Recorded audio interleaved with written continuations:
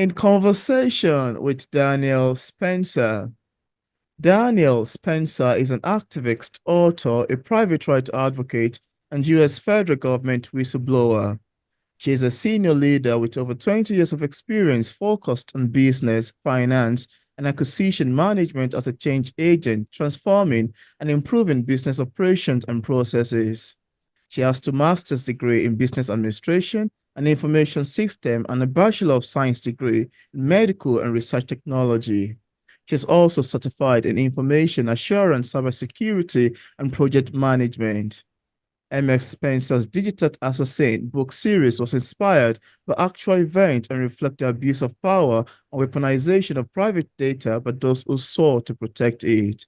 It also documents how taxpayer resource can be used against U.S. citizens when they stand against corruption. And on today's episode of Auto Interview, it's my utmost pleasure and joy to offer the show today Danielle Spencer and Cindy Breck co-hosting me to interview Danielle Spencer. Welcome on the show, Danielle. Oh, thank you for having me. It's great to be here. Yeah, yeah. And before I go on, I want to announce to the people on P English Literature that you are seeing three faces because Cindy is a new co-host. Though she may not be joining us every time, but whenever we have an interview on Wednesday basis, she'll be here to provide some snippets and join me in interviewing wherever author we are featuring for Wednesday episode. So thank you so much for coming in and thanks for joining too, Cindy. Thanks for having me. Yeah. So, Daniel, I want to first say that I am intrigued by reading through the discussion page of your techno thriller novel titled Digital Assassin Surviving Cyber Terrorism and a Digital Assassination Attempt. Particularly intrigued, and I must say it from the depth of my heart, I'm particularly intrigued to have a female writer write a novel in this kind of genre. Yeah, and I'm curious to ask you, how does this book come about? What inspired the making of it?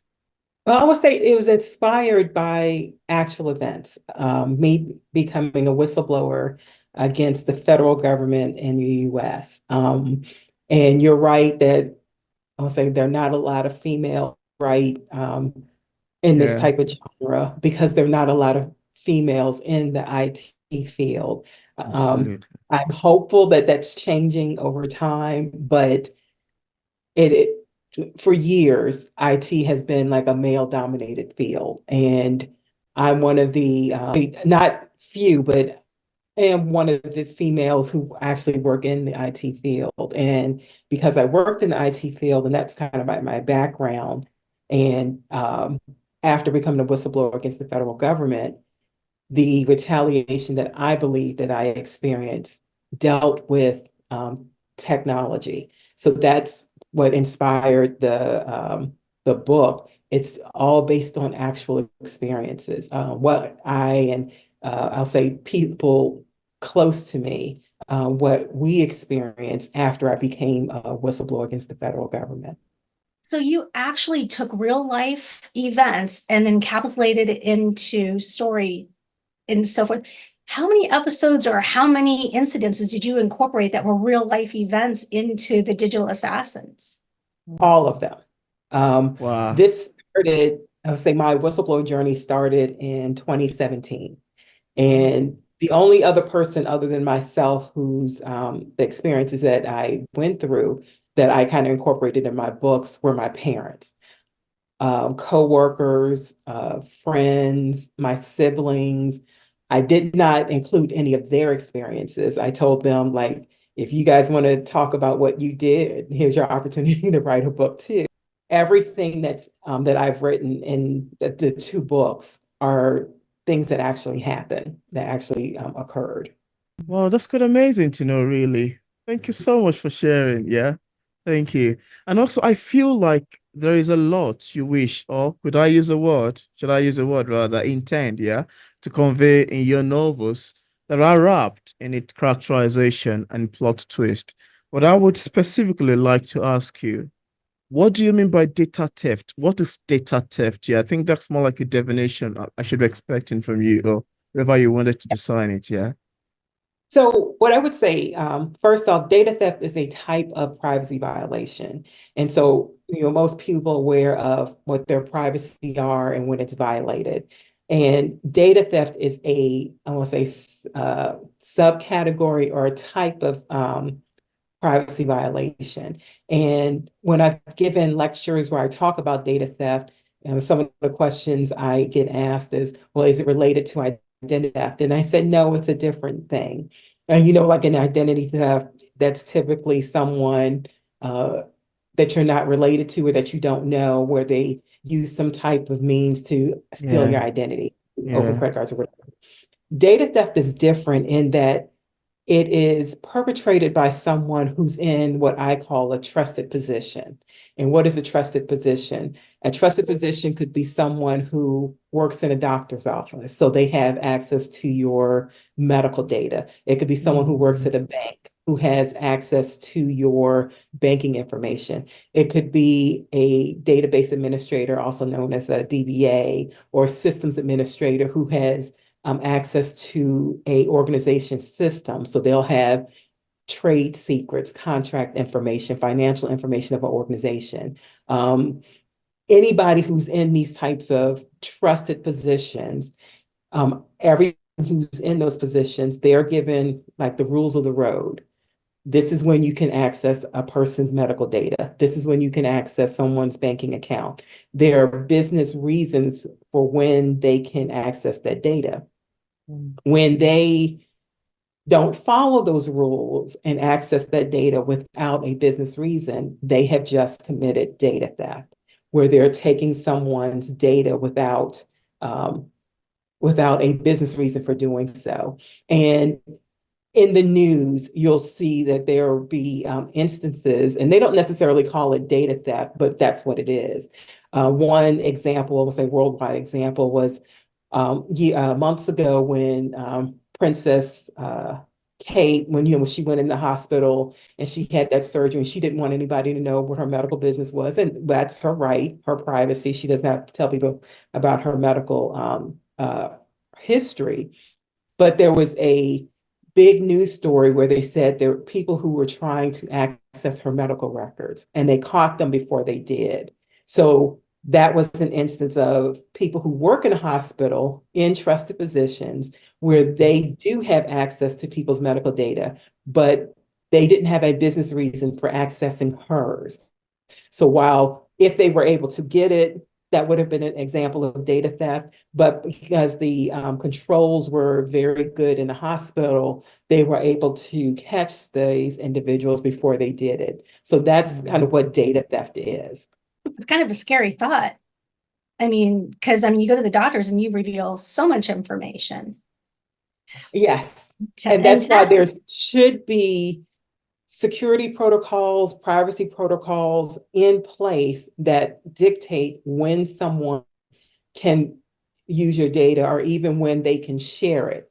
In the US, because of some of the political things that are going on, there have been news stories of certain people in law enforcement who are going to other states to ask for people's medical records because they want to see if they've had certain type of care done.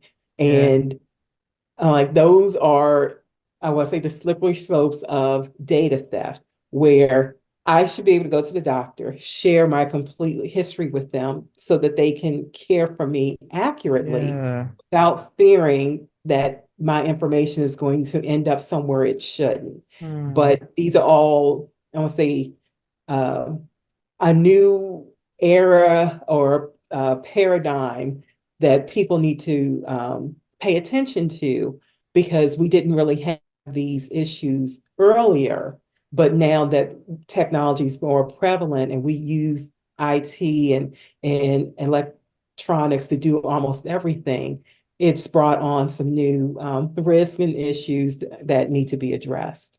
I was just gonna think about it because I'm thinking this should be something that is punishable under the law, right?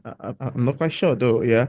Well, it's number one, it's how would you even know if someone steal your data? That's a first concern. And number two, it's I don't know if it's something that is punishable under the law, yeah, because basically it should be, yeah. To me, I would say it should be. But you've worked in crime organizations, so you should know better, right? I say it's 50-50. I haven't worked in the crimes sector. I kind of feel like I did miss my calling. I probably should have been working in more of the criminal sector.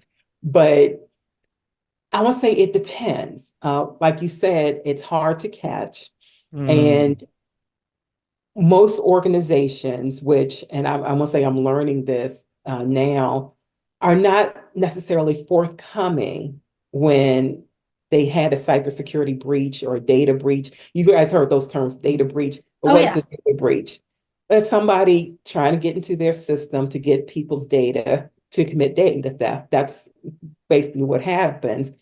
But organizations aren't necessarily forthcoming to let people know, hey, we had a data breach and your data was stolen. mm, It's typically some type, either whistleblower or something happens where it's known and they kind of backtrack and say, oh yeah, we had this data breach that happened. No, you need to be a little bit more forthcoming that this happened so that people can protect themselves. But as I say, it's kind of 50-50. You have to find that a person did it. And in my whistleblowing experience, if the person says that they were acting within their duties, job duties, um, at least from the government perspective, yeah. they're given sovereign immunity or Mm, immunity where they're saying that, oh, they were kind of working within their duties. So we're not going to punish them for doing that act. So wow. not everybody is held accountable. Correct. And that's one of the things that I'm trying to kind of working on. We need to change those because while I believe that things happen to me because I'm a whistleblower, I can foresee this happening to other people, and you don't have to be a whistleblower. Wow. You could be in a bad domestic situation and one can commit data theft to, if the person was abusive, to learn where this individual is, so that they can continue the abuse, to cause financial harm. Um, if you're someone in a certain community, let's say if you're a senior citizen, if you're a Mm, woman or a person of color, and you don't feel that anybody in one of those categories should have certain rights, you can abuse the system and kind of people not know. Like again, like so when I say when I give these talks, and I'll talk to a senior citizen or audience, and I said, there are some people who believe that after a certain age, you shouldn't be able to borrow money, that you shouldn't be able to drive, or anything like that. yeah. Um, they can use some of the holes in the current laws to discriminate against you. And they're like, well, that's not fair. I was like, yeah, it's not fair. But you have people, I call them bad actors. You have bad actors in every type of community Conversation. and in all walks of life. Yeah. And there are going to be people who are always looking for a way around the system or to do things that they're not supposed to do to get their particular agenda across. Oh, wow. So ultimately, knowledge is power, Yes. and they're trying to get it at Mhm. whatever means they can. Yeah. That's quite amazing, really. I love hearing you talk about that, and I love your take on that as well. Yeah. Mhm. And you also have the follow-up book to the first series in the name of Digital Assassin 2. And if you have a copy there, please, I'd love you to show it to the camera just so we can see what the book look like. Yeah. The first book, Digital Assassin, that's the second one. Yeah. In the flight to the judicial branch of government, would you like to tell us a bit about the making of that as well, too? And also the teams that to-be readers should expect picking it up. Um, like the first one, it's built off my actual experiences. And this one delves more into when I did formal complaints. Here in the US, you can file formal complaints against federal government agencies or certain individuals within the federal government using inspector generals. So Yeah. I filed some complaints with the inspector generals. I filed some lawsuits. So book two talks about my process and during that learning about concepts such as sovereign immunity, where you can't sue the federal government unless they give you permission. Learning about Yes, I know. How many of them are really going to give you permission to sue them? Not many. None.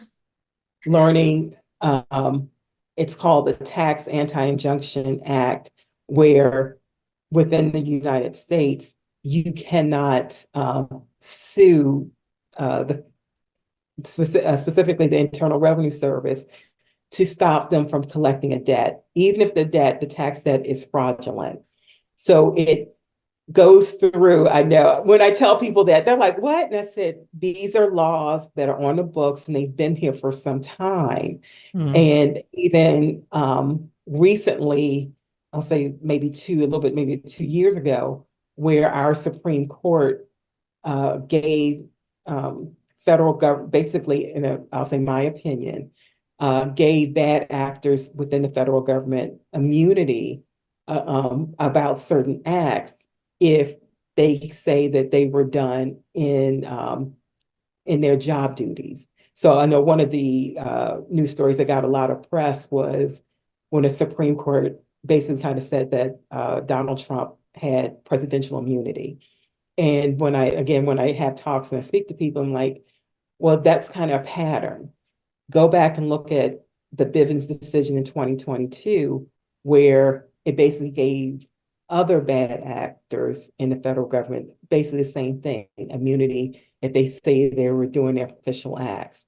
And even I say in my particular case, no one's position description or job description says to violate someone's privacy or to collect data on them without their consent.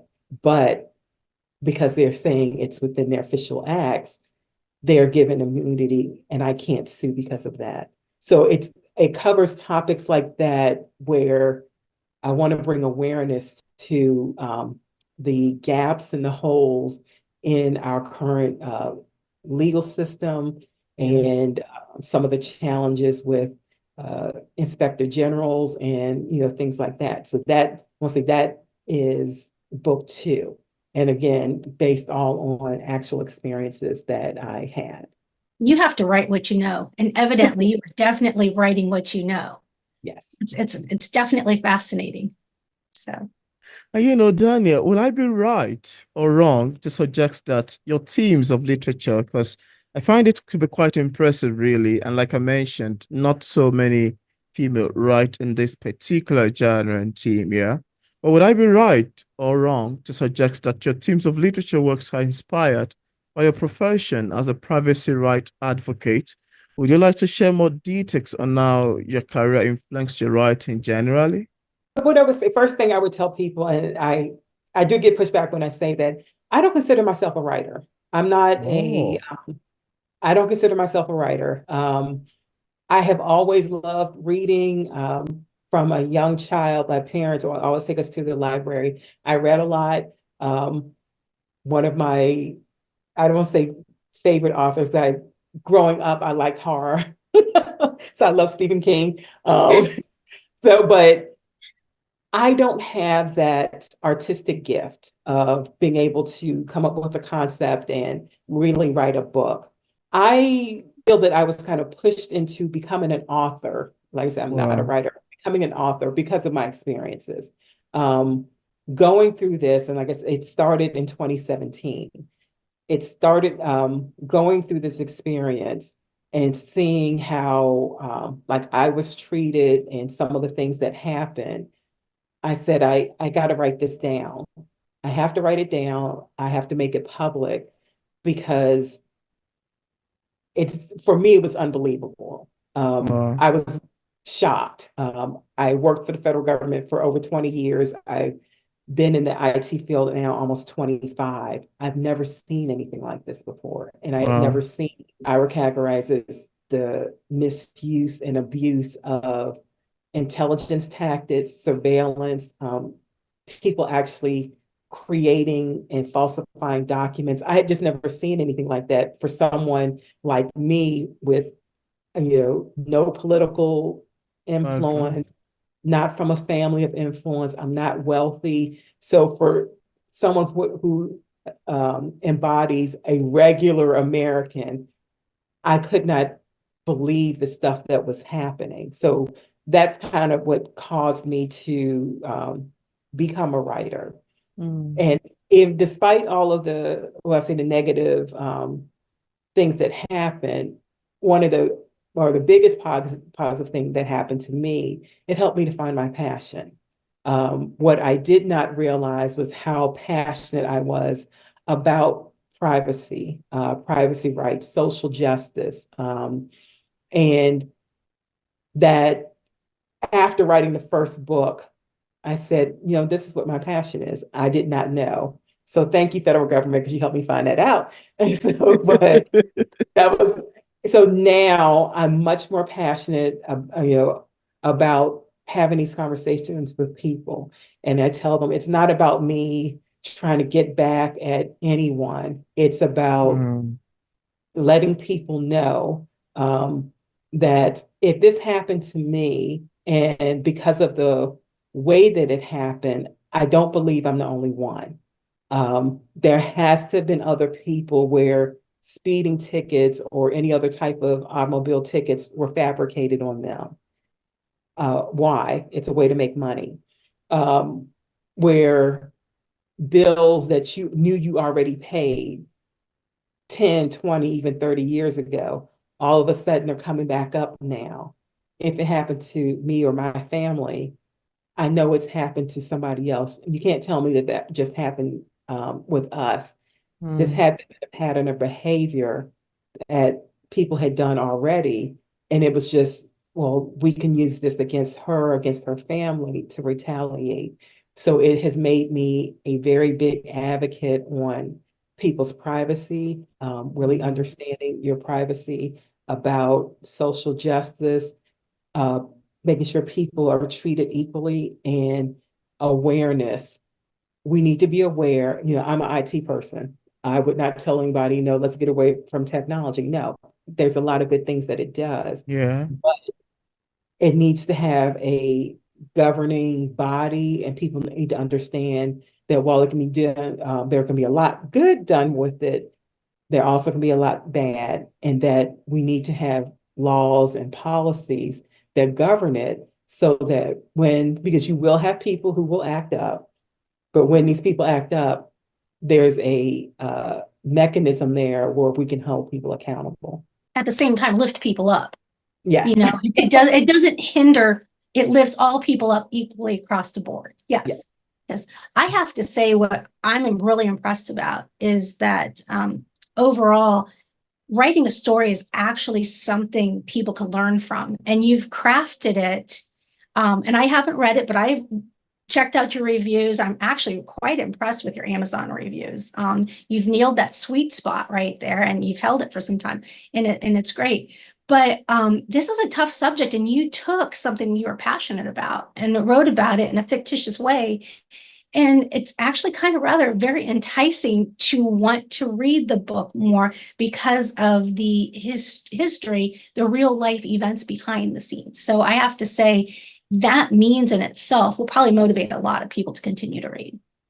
Oh, thank you. And I want to say, because of what I did, or do, not did, but do in IT, I'm not a techie person, so I don't write code. I have written code. I have done data, I've done it all, but I'm an operations person. I'm a contracts person, finance person. And one of my big responsibilities is, I have to be able to talk to techie people, and I have to talk to management, and I have to be able to explain to management, well, this is what they mean when they say that we need to do this from a security perspective. How do I take their technical terms and make it layman's terms so they understand? And I also have to go from management and go to the techie people. I understand that you want to do all these things, but we only have this amount of money. So let's find a medium ground. So I will say, I think my training in the field, having to speak to those two different audiences with their understanding completely different, has helped me. So I can take very technical concepts and say, okay, let's make this layman's terms so that the general audience can understand. We walk away with an understanding, not, I don't understand what that means. What are they talking about with C++ and what does that do? And stack and what this being hard. No, well, no, let's break that down. What does that mean to them? It just means someone can't hack into your system. Oh, is that what that means? Mm. Yeah, that's what that means. So that's what we're looking for. So I'm glad that the people who've read it and have written reviews are able to see that, because it doesn't help my purpose if people don't understand like what's going on. That's quite amazing to know, really. Thank you so much for your long, lovely answers to this question. I found them quite amazing, really. Thanks for sharing. Yeah. And apart from these two techno thrillers we've mentioned so far, do you have any other works you've authored or say currently working on? Also, what are your future goals? I have one book left that I'm gonna write in the series, Oh, and um, this one it's gonna be like Digital Assassins 3, but it's not gonna be, I want to say, based on my whistleblower experience, but it will be based on my experience working in the judicial system within the United States. Um, that I want to say that book, and I'm currently writing it now.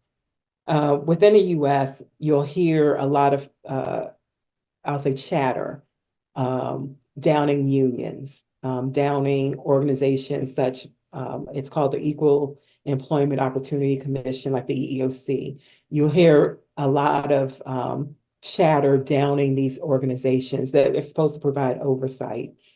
hmm, And within the judicial system, and this is also based on my experience, you don't have unions. You don't have, they are not over like the Department of Labor, EEOC. These government entities do not oversee the judicial system. yeah. And what my experience was that it basically leaves you open as an employee that if you get a good boss, awesome. If you get a bad boss, it is terrible. So you are at the mercy of the person for whom you work. And if you happen to get a boss that's not a good boss, your life is miserable. And if people like use Google search specifically for sexual harassment cases against the Hmm, judicial branch of government, hmm. you'll see there are a lot of cases where even women have had, no, look, this man wrote this to me in email of what I had to do to keep my job or to get promoted or anything like that. Wow. And they have no protection. And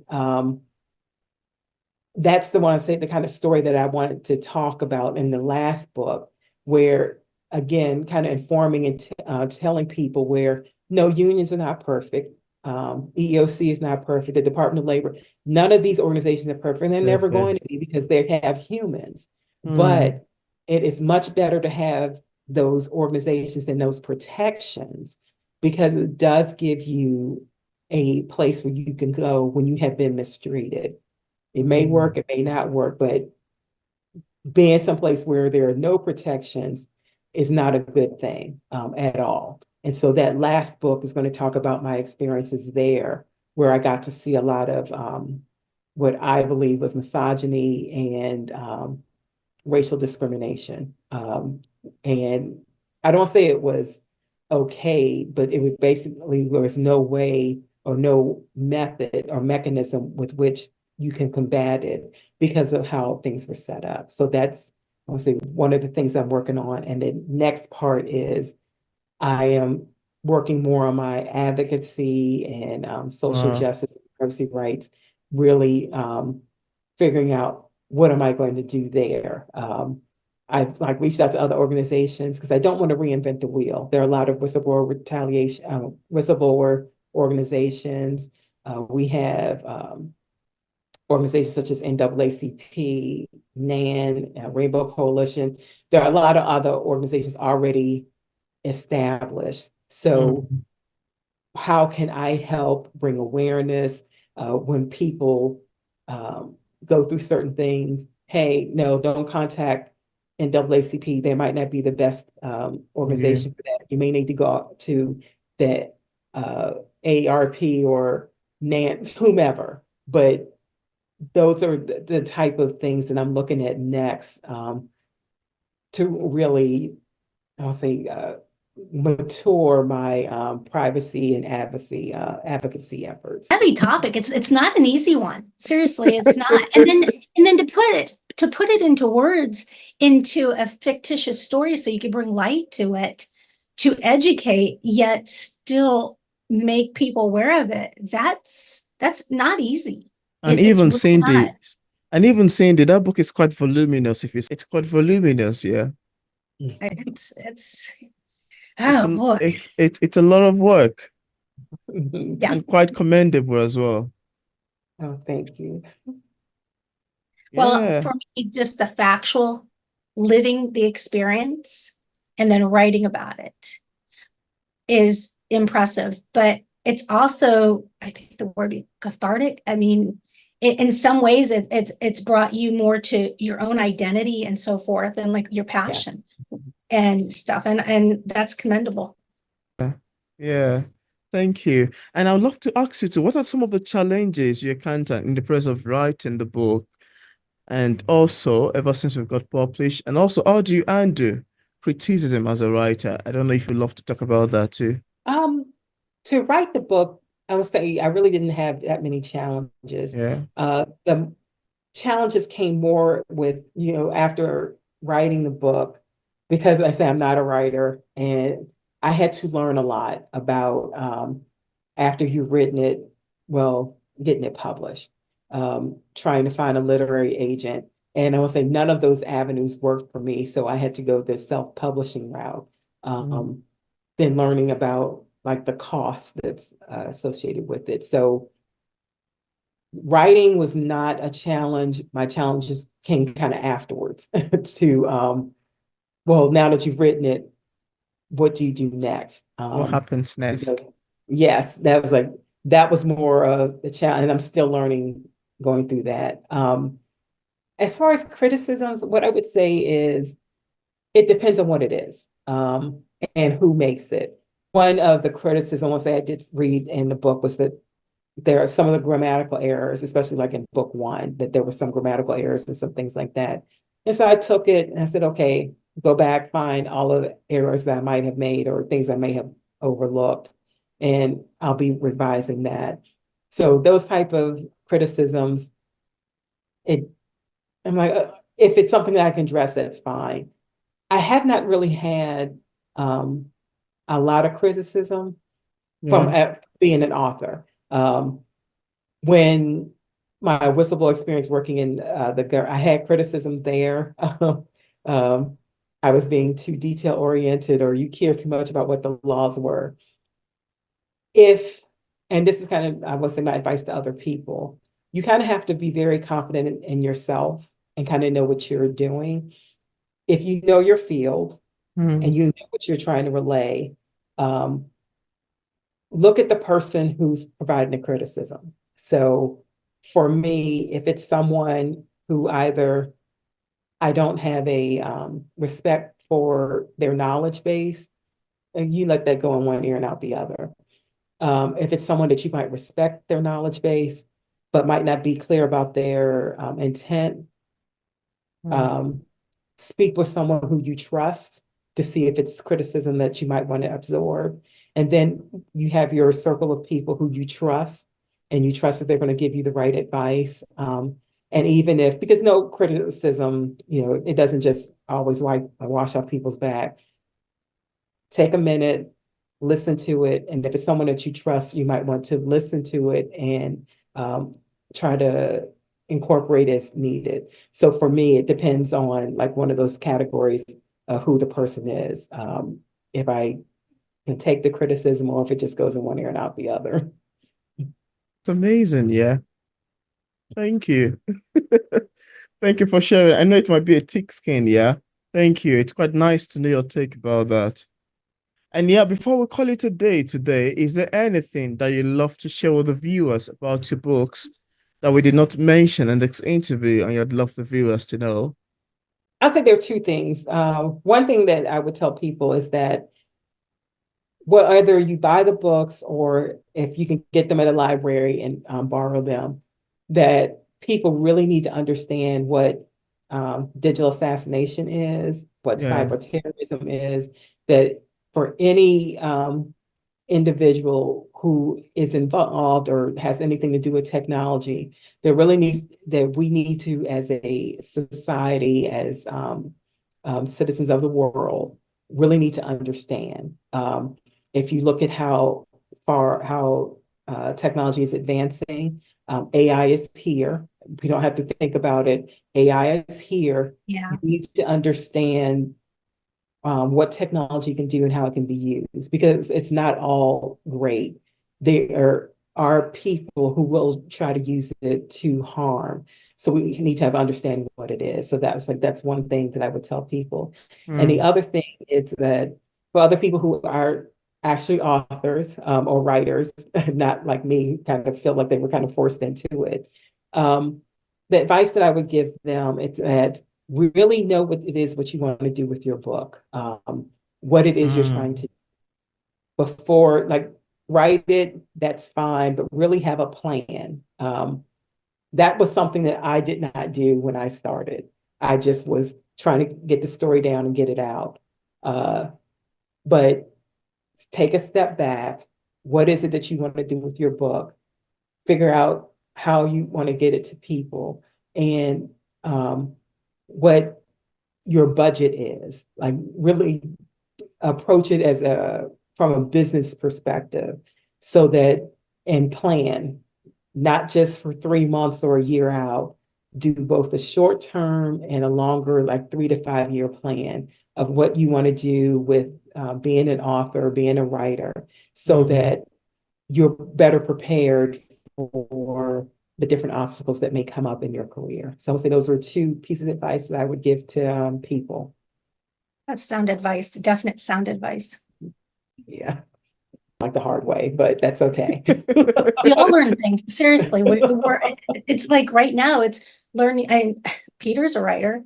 I mean, we're all on the job training, so, but that's a definite sound advice. So. Oh, we are all on the job training. Interesting. Amazing to know, really. Thank you actually for sharing. I enjoy listening to that. And just in case we have some viewers who are currently watching this interview, I would love to get a copy of any of your books. On what platform are they available on for purchase? Both are available on Amazon. You can look under my name, Danielle Spencer, or Digital Assassins, and they're also available on Barnes and Noble. That's great. And I left a link in the description part of this interview where interested viewers can get a copy of Danielle Spencer's books directly on Amazon and Barnes and Nobles and also another platform. I also left links to our social media pages for possible followings. So thank you so much, Danielle, for accepting the invitation to be featured on P English Literature. It's awesome, actually, having you on the show. And thanks for launching a new course series together with Cindy Breck. Okay. Danielle, it was an honor to meet you. It was great to meet both of you. This was fun.